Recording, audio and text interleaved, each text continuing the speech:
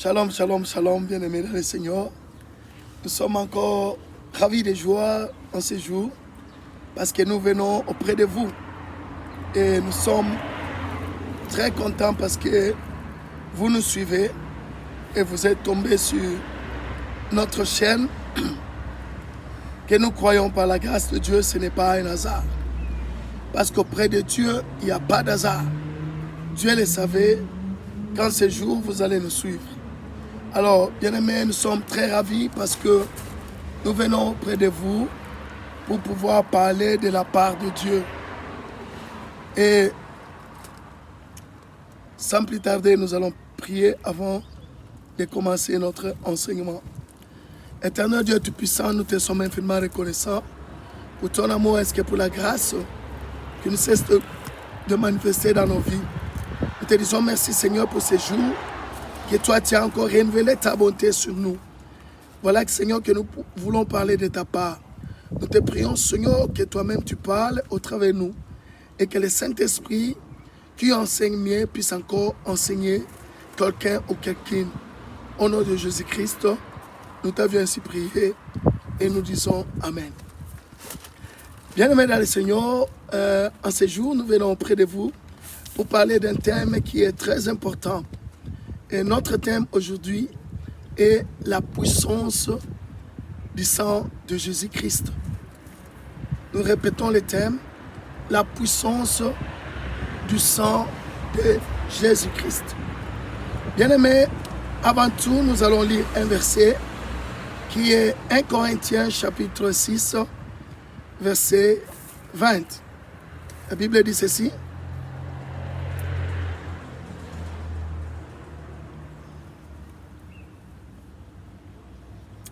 Car vous avez été rachetés à un grand prix. Glorifiez donc Dieu dans votre corps et dans votre esprit qui appartiennent à Dieu. Bien-aimés, la Bible est claire là-dessus. Elle dit que nous avons été rachetés à un grand prix. Et nous devons glorifier Dieu dans notre corps et dans notre esprit. Et tout ça, ça appartient à Dieu. Alors, nous allons définir plus vite, bien-aimés, c'est que c'est le sang de Jésus-Christ. D'une manière biblique, nous voulons définir le sang de Jésus comme si le sang de Jésus est défini comme étant la facture du rachat de l'humanité en général, mais en particulier des chrétiens ayant réellement cru en l'évangile de la croix, c'est-à-dire l'évangile de Jésus-Christ. Alors, nous disons que le sang de Jésus est la facture du rachat de l'humanité en général et du chrétien en particulier, de ces chrétiens qui a réellement cru au Seigneur Jésus-Christ comme Seigneur et Sauveur et cru aussi à l'évangile de Christ Jésus. Alors, ces chrétiens-là ont été achetés de la même façon que la Bible dit, la nature elle-même ne vous enseigne-t-elle pas? Quand on va dans une boutique, on achète quelque chose, on nous donne une facture. Voilà, le Seigneur a payé du prix avec son propre sang pour nous racheter. Nous qui sommes appelés chrétiens, nous qui avons cru en lui en tant que Seigneur et Sauveur, nous qui avons cru en son évangile, il nous a rachetés. Mais ce sang-là aussi a été déversé pour toute l'humanité, pour dire que toute personne qui croira en Jésus, il va bénéficier de cette puissance qu'il y a dans le sang de Jésus-Christ. Alors, sans plus tarder, bien-aimés, nous allons nous montrer par la grâce de Dieu qu'est-ce que le sang de Jésus peut faire dans la vie de la personne qui croit en lui. Alors, ce sang-là, qu'est-ce que ça peut faire dans votre vie? Ou encore le rôle du sang de Jésus. Voilà pourquoi nous avons intitulé notre thème « La puissance du sang de Jésus-Christ ». Alors, premièrement, nous voulons dire à quelqu'un ou à quelqu'une que le sang de Jésus-Christ a la puissance de nous purifier de toute souillure de la chair, de l'esprit, ainsi que de l'âme. En disant cela, bien-aimés, nous allons lire la Bible. Nous sommes dans Hébreux chapitre 9, versets 11 à 14. J'ai dit Hébreux chapitre 9, 11 à 14. Qu'est dit la Bible? Dans Hébreux chapitre 9, à partir du verset 11e, la Bible dit ceci. Mais Christ est venu comme souverain sacrificateur des biens à venir. Il a traversé le tabernacle le plus grand, alléluia, et plus parfait, qui n'est pas construit des mains d'hommes, c'est-à-dire qui n'est pas de cette création. Verset 12e. Et il est entré une fois pour toutes dans les lieux très saints, non avec le sang de bouc, non avec le sang de veau, mais avec son propre sang, et a obtenu une rédemption éternelle. Verset 13e.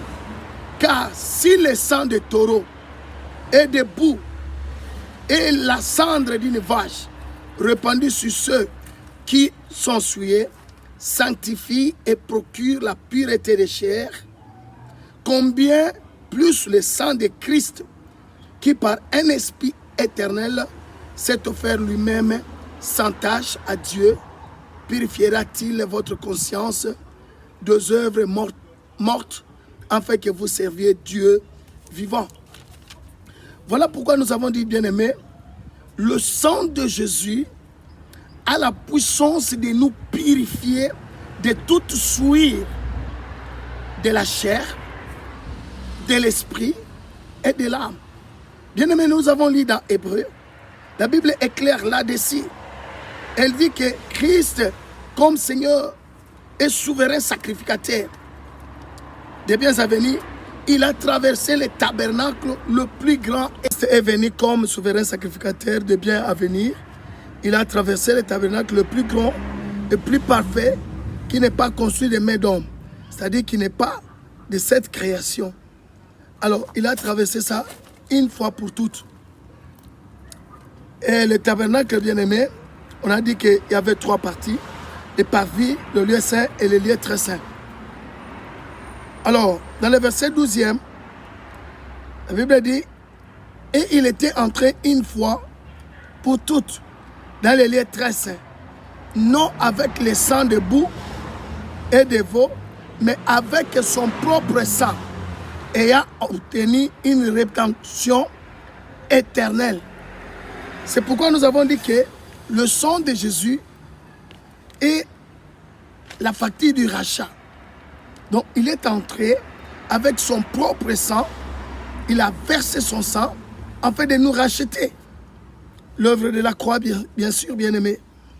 Et alors, la Bible dit, au verset 14e, 13e, car si le sang de taureau est de bouc et la cendre d'une vache répandue sur ceux qui sont souillés sanctifie et procure la pureté de la chair, combien plus le sang de Christ, qui par un esprit éternel s'est offert lui-même sans tâche à Dieu, purifiera-t-il votre conscience des œuvres mortes, afin que vous serviez Dieu, le Dieu vivant. Voilà pourquoi, bien aimés, nous avons dit que le sang de Jésus-Christ a la puissance de nous purifier de toutes souillures, que ce soit des souillures de la chair, de l'esprit ou encore de l'âme. Le sang de Jésus a cette puissance-là. Parce que dans les temps anciens, quand quelqu'un péchait, il venait, il ne va pas entrer dans le tabernacle, mais les sacrificateurs qui étaient là vont mettre une main sur l'épaule et l'autre main sur la bête. Et on tuait la bête, on déversait le sang coulait sur la terre, et on prenait la bête, on la brûlait, pour dire que votre péché est sorti de vous, est allé maintenant sur l'animal. Mais Jésus, avec ce sacerdoce-là, qui était le sacerdoce lévitique, il était coûteux, il fallait avoir de l'argent pour avoir une bête de sacrifice. Et non pas seulement cela, ça prenait beaucoup de temps. Les gens venaient là, une de très longue queue. Ça dépendait du genre du péché, ça dépendait des familles nombreuses. Vous allez aller là-bas du matin au soir. Mais Jésus a vu ça, il est venu. Et quand il est venu, il a offert son propre sang. Parce que même les souverains sacrificateurs dans le temps ancien, ils n'entraient là qu'une seule fois par an dans les lieux très saints. Les sacrificateurs s'est limité encore dans les lieux saints. Et les autres étaient là, à l'extérieur, les Lévites, dans les parvis. Mais Jésus a vu tout ça, il a changé ce tabernacle-là. Et la Bible dit le jour où Jésus avait dit sur la croix, entre tes mains, Père, je remets mon esprit. Et quand il a expiré, le rideau du temple s'est déchiré en deux, du bas vers le haut. Bien-aimé. Et l'accès au lieu très saint était maintenant ouvert. Voilà pourquoi le sang de Jésus peut vous purifier de toute souillure de l'âme, de l'esprit et du corps. C'est plus qu'un détergent. De la même façon, nous voyons le détergent vient pour purifier la personne. De la même façon, le sang de Jésus, le sang qui crie plus fort que le sang d'Abel, a cette puissance terrible de purifier la vie de quelqu'un en esprit, en chair et en âme. Bien-aimé, ce sang-là ne purifie pas seulement. On a dit que le sang de Jésus a la puissance de nous purifier de toute souillure de la chair, de l'esprit et de l'âme. Dans Jean chapitre 1, verset 29, quand Jean-Baptiste a vu Jésus venir, il a dit, voici l'agneau de Dieu qui ôte le péché du monde. Voilà pourquoi même ce sang a la puissance de déraciner, pas couvrir les péchés, mais déraciner les péchés, ainsi que toutes ces sources. Le sang de Jésus, le sang de l'agneau. Et bien aimé, comme Jésus a payé la facture, le péché n'aura plus de pouvoir sur toi. Le péché n'aura plus de pouvoir sur nous. Lisons Romains chapitre 6, verset 14. Je dis Romains 6, 14. La Bible dit,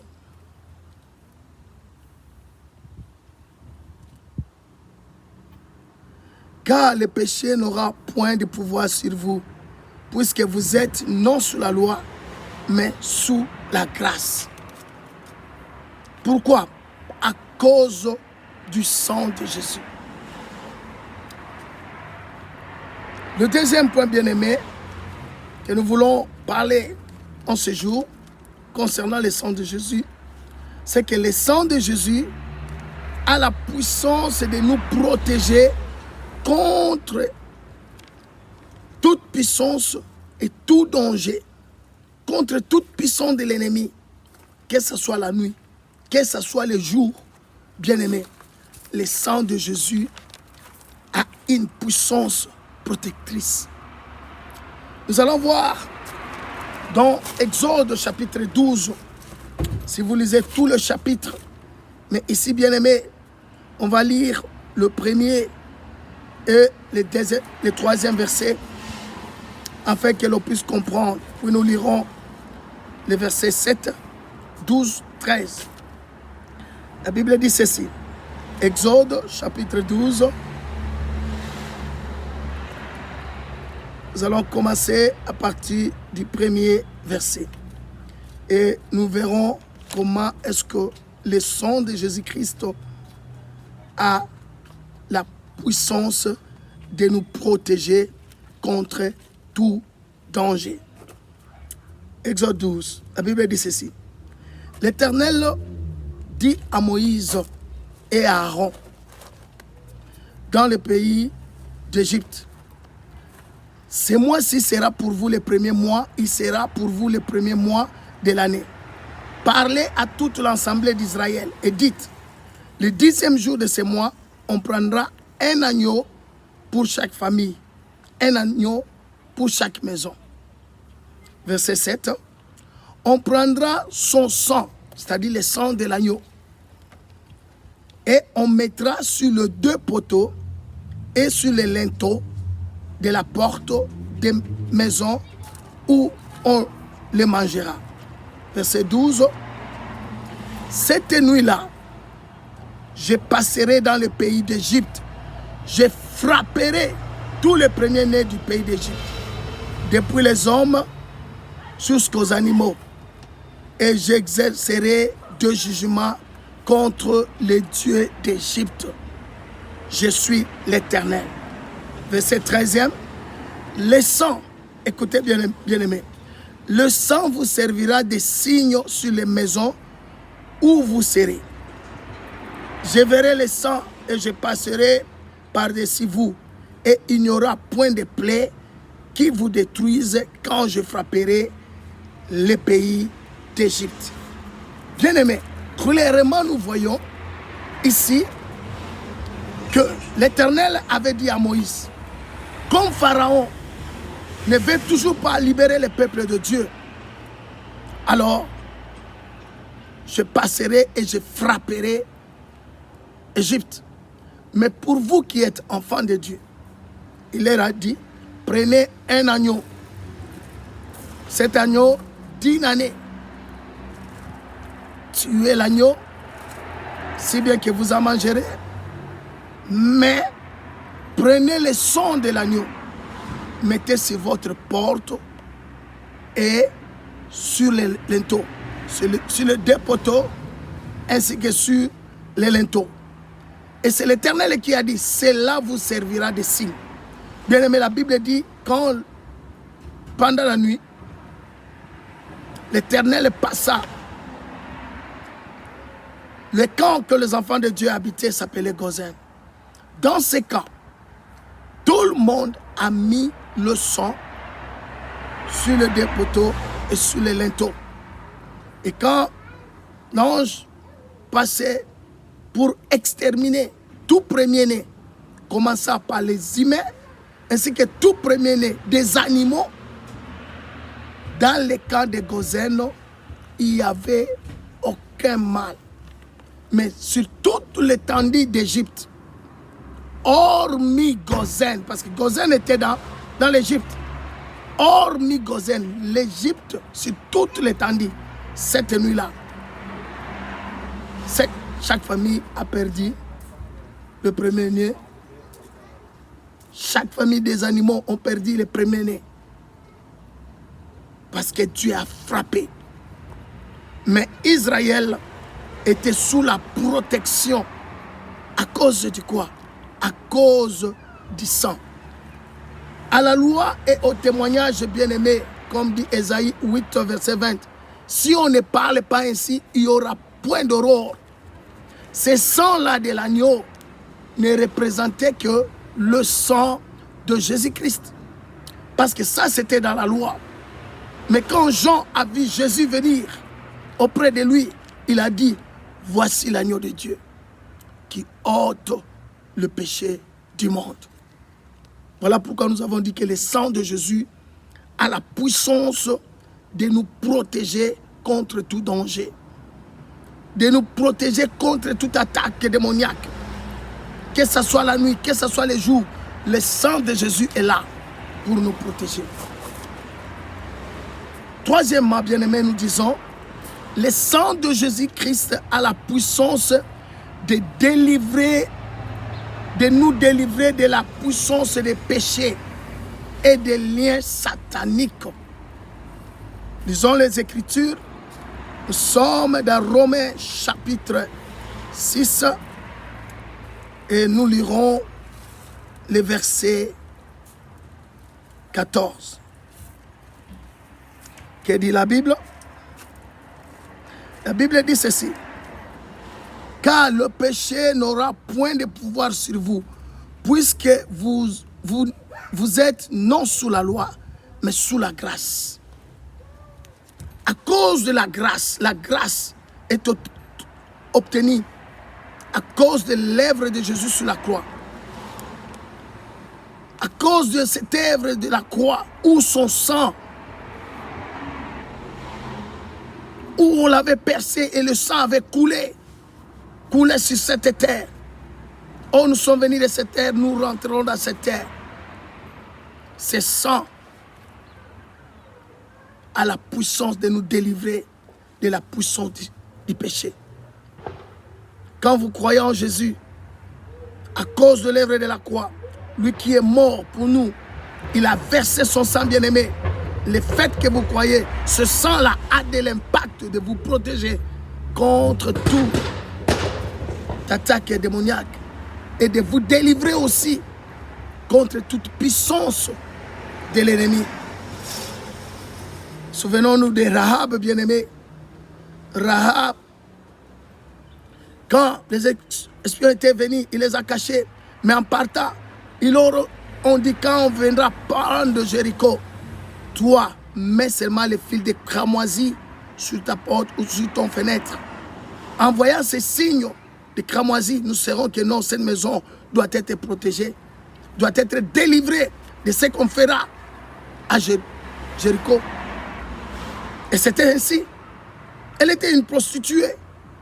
Mais à cause de ce que les envoyés de Dieu lui avaient dit, elle a fait ça. Et elle était protégée. Or, ce fil de cramoisi et de couleur rouge qui ne représentait que l'image du sang de Jésus. Voilà pourquoi nous disons que le sang de Jésus a la puissance de délivrer. Romains 6, versets 5 à 6. Écoutez ce que la Bible dit. En effet, si nous sommes devenus une même plante avec lui, par la conformité de sa mort, nous le serons aussi par la conformité à sa résurrection. Sachant que notre vieil homme était crucifié avec lui. Alléluia. Afin que le corps du péché fût détruit pour que nous soyons plus esclaves du péché. Voilà, bien-aimés. On ne peut pas être esclave du péché quand on est collé, attaché avec Jésus sous l'œuvre de la croix. Comment être attaché avec lui? Comment devenir une même plante avec lui? Quand on croit en lui comme Seigneur et Sauveur. C'est lui le vrai cep. Et nous sommes des sarments. Bien-aimés, ce sang-là a la puissance de délivrer des puissances de péché. Parce que la Bible est claire là-dessus. Nous ne serons plus esclaves du péché. Il est important de croire au Seigneur. Et il est important de croire en lui comme Seigneur et Sauveur. Parce que vous aurez ces bénéfices, cet avantage du sang de l'agneau. Le sang qui crie plus fort. Plus que même le sang d'Abel. Quatrièmement, bien-aimé, le sang de Jésus a la puissance de nous sauver avec toute notre famille. Pas seulement toi seul. Le sang de Jésus a cette puissance-là de te sauver toi et toute ta famille. Dans Actes chapitre 16, verset 30e au 34e, nous voyons les geôliers. Quand Paul et Silas étaient dans la prison, et Dieu a fait miraculeusement que la délivrance soit là. Mais les gardiens de prison, les geôliers, allaient même se tuer, se faire du mal. Ils ont dit non, non, non, non, ne te fais pas du mal, nous sommes ici. Et quand il a entendu cela, le geôlier a tremblé. En tremblant, il s'est repenti. Non pas seulement lui-même, il s'est repenti avec toute sa famille. Voilà pourquoi nous avons dit, le sang de Jésus a la puissance de nous sauver, nous et toute notre famille bien-aimée. Lisons 1 Corinthiens, chapitre 6, verset 20. La Bible dit ceci. Car vous avez été rachetés à un grand prix. Glorifiez donc Dieu dans votre corps et dans votre esprit qui appartiennent à Dieu. Le sang de Jésus, c'est à un très grand prix. Il nous a rachetés. Et c'est ça maintenant, bien aimé, comme il nous a rachetés, à la puissance sur nous de nous délivrer de la puissance du péché, à la puissance sur nous de nous sauver, nous et notre famille, de la même façon que les geôliers étaient sauvés. Et le dernier point, bien aimé, pour aujourd'hui, nous allons dire que le sang de Jésus a la puissance de nous donner la victoire sur les puissances des ténèbres. La Bible dit dans 1 Jean, chapitre 5, verset 19, que le monde est sous la puissance de l'ennemi. 1 Jean, chapitre 5, verset 19, vient. Nous savons que nous sommes des dieux et que le monde entier est sous la puissance de l'ennemi. Peu importe cette puissance. Peu importe les dominations, les autorités, les esprits méchants. Peu importe les puissances démoniaques. Le prince des ténèbres. Dans les lieux célestes. Les esprits méchants. Dans les lieux célestes. Peu importe, bien-aimés. Quand vous acceptez Jésus, à cause de ses prix, à cause de ses rachats, à cause de ses prix qu'il a payé pour nous, c'est ça a la puissance de nous donner la victoire sur l'ennemi. Rappelez-vous, 1 Jean 4 dit que, petits enfants, vous êtes Dieu. Ne leur craignez pas, car celui qui est en vous est plus fort que celui qui est dans ce monde. Qui est en nous? C'est Jésus, qui nous a rachetés. C'est ça a la puissance de nous donner la victoire sur l'ennemi. Lisons Apocalypse chapitre 12, versets 9 à 11. Apocalypse chapitre 12e, nous lirons du 9e au 11e verset. La Bible dit ceci. Et il fit précipiter les grands dragons, le serpent ancien appelé le diable, celui qui séduit toute la terre, il fit précipiter sur la terre. Et ses anges furent précipités avec lui. On parle de Satan, comment on l'a précipité, on l'a mis en dehors du gouvernement de Dieu. Verset 10e. Jean dit, et j'entendis dans le ciel une voix forte qui disait, maintenant, salut est arrivé, et la puissance et le règne de notre Dieu, et l'autorité de son Christ, car il a été précipité, l'accusateur de nos frères, celui qui les accusait devant notre Dieu jour et nuit. Je vais dire à quelqu'un bien-aimé, fais attention de la façon dont tu marches. Fais attention de ce que tu fais. Parce que le diable est là, la Bible est claire. C'est lui qui accuse. La Bible a dit, il a été précipité, l'accusateur de nos frères. C'est lui qui les accusait devant notre Dieu jour et nuit. Je vais juste dire que parmi une des tâches que le diable fait, il accuse spécialement les gens qui se méconduisent. Faites attention. Faites attention à ta vie, bien-aimée. Alors, le verset qui suit, la Bible dit, au 11e verset, ils l'ont vécu à cause du sang de l'agneau. Alléluia, alléluia. Ils l'ont vécu à cause du sang de l'agneau et à cause de la parole de leur témoignage. Ils n'ont pas aimé leur vie jusqu'à craindre à mort. Voilà, bien-aimé. C'est à cause du sang de l'agneau qu'ils ont vécu le diable. À cause du sang de l'agneau, ils ont vécu Satan. Et si ont vaincu Satan. Toi, tu es un Dieu, un petit Dieu. Car la Bible dit dans 1 Jean 4,4, petit enfant, ne leur craignez pas, car vous êtes de Dieu. Et toi qui crois au Seigneur, tu vas avoir la puissance et la victoire sur les puissants du ténèbre.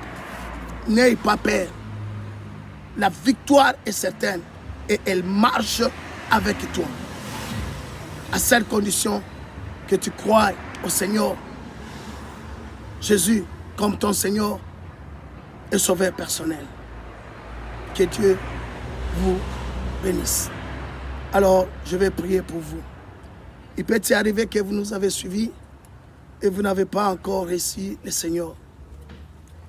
Alors, pour bénéficier de cette puissance qui est dans le sang de Jésus, il faut les recevoir, bien-aimés.